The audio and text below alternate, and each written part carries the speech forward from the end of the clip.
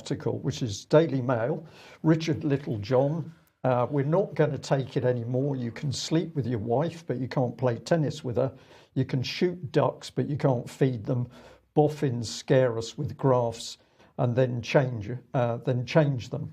So this was a Daily Mail article, and it was prompted actually as a result of a very courageous care assistant, NHS care assistant in Cornwall, speaking out, resigning and saying so publicly on the basis that she said that the Cornwall NHS Trust was effectively lying over what was happening to do with COVID. We're going to have a look at the video clip in a minute, but let's have a look at what Richard Littlejohn had to say during the article, because we get a fantastic look inside his mind. Let's go. So here we are. Frankly, I'd rather believe the word of a care assistant like Shelley Tasker than the horror stories peddled by government advisors Chris Whitty and Patrick Vallance, the two Ronnies of doom. Now, you were a bit upset about that, Mike, because you thought that was a bit unkind on the two Ronnies, and the Chuckle Brothers was a much better description. But isn't this interesting? We've got a very well-known UK journalist now saying that he believes the care assistant more than he believes the two Chuckle Brothers, Chris Whitty and Patrick Vallance. The graphs they presented on Halloween and used to bounce Boris Johnson into ordering another lockdown were, quote, wildly exaggerated and have subsequently been revised downwards under cover of darkness, or as Shelley Tasker would say, all lies. So that's a pretty crunchy statement, but the article's very long and it goes on. They talk about an explosion of cases without explaining exactly what that means. It's a fact, not a projection, that 99.5% of people who contract coronavirus recover from it. Many don't even display symptoms. So now we can see that actually he is paying attention to what's coming out in the statistics, and he's not convinced about it. The two Ronnies and their dupes in government continue to pretend we're all in mortal danger. Even the official UK Statistics Authority have confirmed we have, quote, been deliberately misled. So this is getting serious stuff now that's coming out from him, and he goes on. The use of data has not consistently been supported by transparent information being provided in a timely manner. As a result, there is potential to confuse the public and undermine confidence. All lies. And the all lies there is his. He has inserted that into the text. The list of what's allowed and what isn't is a catalogue of sheer insanity. For instance, you can shoot ducks, but you can't feed them. You can sleep with your wife or husband, but you can't play tennis with them. Marks and Sparks can sell you a prawn sandwich, but not a pair of socks. And knickers are non-essential on the high street, but freely available on the internet. So he's really getting stuck in here, and each point is a key point, which is showing that he can recognise the confusion. But it goes into a new area. Needless to say, the rules are being enforced with Stalinist zeal by the boys in blue, police forces which constantly plead poverty and can't be bothered to patrol the streets or respond to burglaries, appear to have no trouble summoning up the heavy mob at the drop of a helmet to confront COVID transgressors. And he adds that in Greater Manchester, Chief Constable Ian Hopkins is appealing for people to, quote, grass up their neighbours if they suspect they're having friends or family over during lockdown.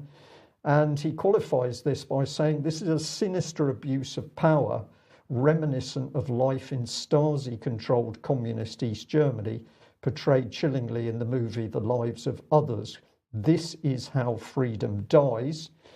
And he's saying this about Shelley. For every Shelley Tasker howling at the moon in Truro, there are millions of us seething away quietly at the institutionalised ineptitude of this government's imposition of yet another ruinous lockdown. So if we summarise this, these are the words that he's used. He said that we've been deliberately misled. He says that what's being presented to the public is all lies. He says it's a catalogue of sheer insanity, that it's a sinister abuse of power reminiscent of Stasi-controlled communist East Germany. But then towards the end, he's describing it as institutionalised ineptitude. And I just want to put a banner over this lot and say, What we're seeing is that this journalist who's been around for many years, he must be a pretty wise guy. He's seen a lot, he's reported on it, but he can't get his head around the fact that the policy, locking us in our homes, killing off the elderly, destroying the NHS and the economy of the UK. He particularly warns about the millions of jobs lost and millions more coming. He can't get it in his head that it's deliberately planned and orchestrated by what he describes as a Stasi government. So, David, I'm going to throw it back to you because I've used the expression a government of occupation, but I think Little John is demonstrating cognitive dissonance. He knows something really horrible's happening. He can describe some of it. He's using very powerful words, but then his brain goes back to saying, oh, well, it's all a bit of a cock-up, really. These people don't know what they're doing. I would imagine there's a lot of journalists now in this this spin of they can't recognise the truth for what it's really showing them. Yes, and it's a very normal human reaction because none of us lose faith in our country, or at least our government, all at once. Most of us start off having some degree of trust in authority, and it goes a little by little. And eventually you start to see exactly what they are and the nature of the people in charge and the nature of the policies and the true intent of the policies as opposed to the claimed intent, which is something else entirely. Right? They're saying, well, we're just going to protect you. Well, it's not protecting us. We know it's not protecting us. It's grossly disproportionate to any risk, if there indeed is any risk. The risks are normal. The actions are completely abnormal and destructive and murderous when it gets to the care homes.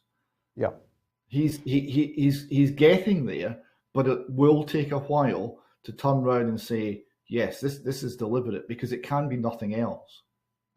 Thank you for that, because I think this is the key thing to put across to our audience, that this is the mindset we can assume of quite a lot of journalists.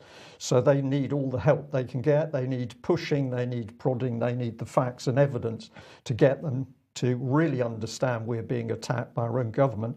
Let's look at this very brave care assistant, Shelley Tasker, just a little snippet of what she was brave enough to stand up in public and say. Assistant for the NHS. I don't need the uniform to prove that I work for them, but today I'm publicly resigning, okay? I'm wearing this uniform, sadly, for the last time. I loved my job, okay? I absolutely loved it. Those of you that have been following what's going on, we've done talks, we've organised protests, I've had a lot of flack. I'm at the point now, it's all coming back to me. I've had an email from work last night asking me what's going on. People are reporting me, and unfortunately I can't lie anymore. The email is asking what's going on, and how can I lie? I did something really bad. I took a screenshot on Friday that shows the figures of how many people are in Treliske Hospital with COVID, and I shared it. Because this should be public information, okay? I can tell you that on Friday in Treliske there were 3 people in with COVID. No extra deaths, 3. And that covers Treliske, West Cornwall and Hale Hospital. The total deaths from these 3 hospitals in 7 months is 76 people. That's about 10 people a month over the last 7 months, and we have locked down. Lots of people have to start speaking out. There's lots of doctors and nurses that have come forward.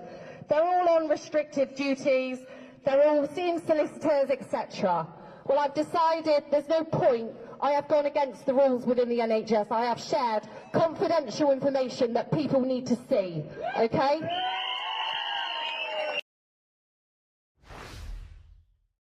Well, really quite incredible clip there, Mike. She goes on to say a lot more. We've just given our audience a taster of what she says, excuse me, but she says she can't lie. She can't lie anymore. She knows she's living a lie within the NHS because she knows what the NHS is telling us about the situation is a lie.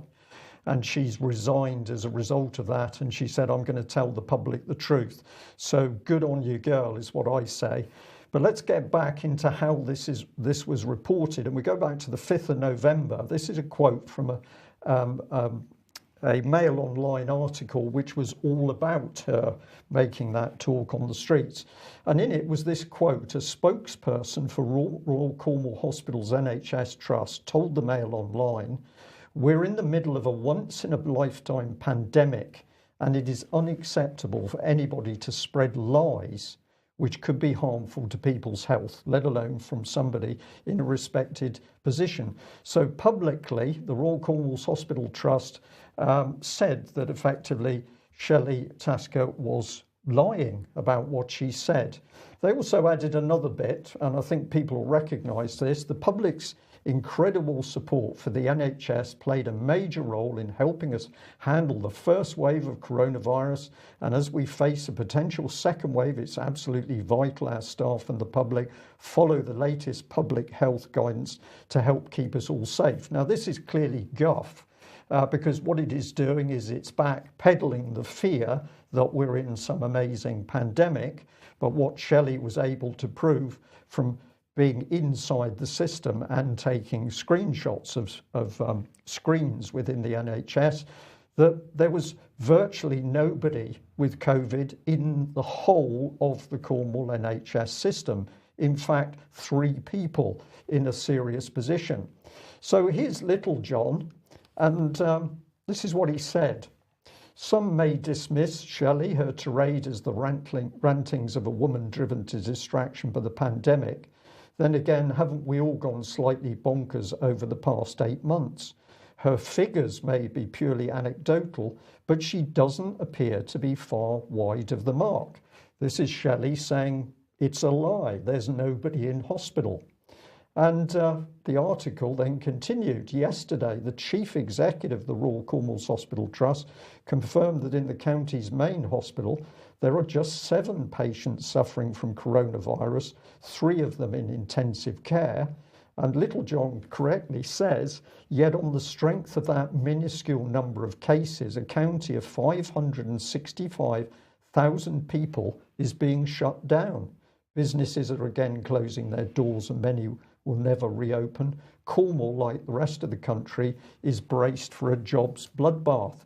So he poked a stick into Shelley, which I didn't like, by accusing her of howling at the moon. But then he says, well, actually, the girl's statistics were correct. And what she's done is created a whole series of articles by the Daily Mail when they should have done the research for themselves in the first place.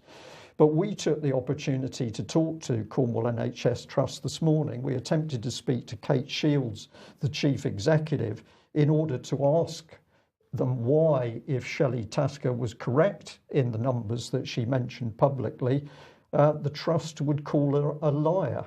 Well, I have to say that we were met with unbelievable rudeness. Mike, you were privy to that conversation because I had it on speaker. My goodness, what a rude, disgusting organisation. They did not want to talk to us when we were simply asking reasonable questions about the sheer hypocrisy in their public claim. And what did a lady called Laura Mason, she was the head of media for Kate Shields, the chief executive. Of course, we couldn't talk to Kate Shields because she's been in wall-to-wall meetings because of a corona pandemic, which means that there are 3 or were 3 patients in the whole of Cornwall NHS Trust organisation. But they said there is a pandemic in this country. I've said I'm not interested in the country. I want to talk about Cornwall. There is a pandemic in this country, and I'm not prepared to have an argument with you about it. Bye, bang, down went the phone. So, David, I'll come back to you.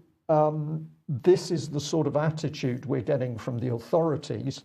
And I have to say the aggression and the rudeness was just astonishing. So a care assistant resigns. She publicly tells the truth about the pitiful number of people with COVID-19 in Cornwall NHS Trust. And the trust calls her a liar And then she's subsequently proven to be correct by, amongst others, the Daily Mail. And where does the aggression and the rudeness come from? Right? That aggression comes from a feeling of impotence. Right? So you have this enormous multi-billion pound organisation, state-funded organisation that's covering the whole county and is the recognised authority on all things health related. One nurse stands up and says, they're not telling the truth. This is what I saw. Here's the data. I tweeted out a screenshot. I saw how many people we had suffering from COVID. Right? They are lying to us. And they respond with aggression and insults. They are clearly in the wrong. A big, powerful, wealthy organisation like that, if the nurse had been lying, had been irrational in some way, would have swatted it away with a disdainful wave of the hand and by simply trotting out the actual figures. They wouldn't have called her a liar, they wouldn't have called her anything. They'd have just said, here are the true figures, this is how bad it is, everyone should understand what we're up against. But they didn't. They didn't mention a single statistic because they can't, because she's right.